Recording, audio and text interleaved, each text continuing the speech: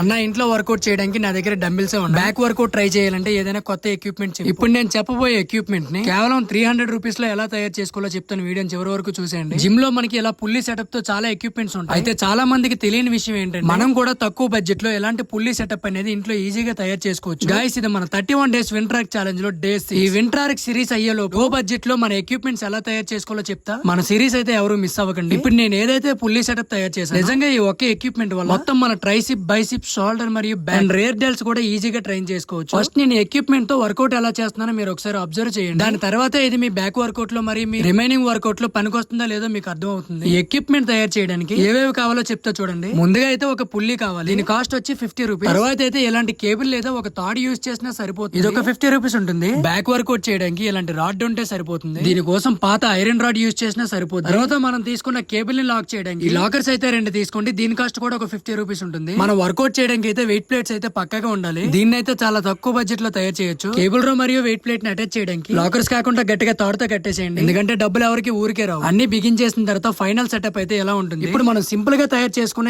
Equipment తో back work out లో ఒక వేరియేషన్ అయితే ట్రై చేద్దాం. ఇంట్లో వర్కౌట్ చేయడానికి ఎక్విప్మెంట్స్ లేవని ఎవరు వరి అవ్వకండి. చిన్న చిన్నగా మొదలు పెట్టి పెద్ద పెద్ద ఎక్విప్మెంట్స్ ఈజీగా ఎలా తయారు చేసుకోవాలనేది నేను చెప్తా. మామూలు మన కంటెంట్ ఉండేది దానికోసం. నా కంటెంట్ నచ్చితే ఫాలో కొట్టండి. అండ్ ఎక్విప్మెంట్ ఎలా ఉందో కామెంట్ చేయండి. వర్కౌట్ చేద్దాం అనుకున్న నీ ఫ్రెండ్ కి అయితే రీల్ షేర్ చేయండి.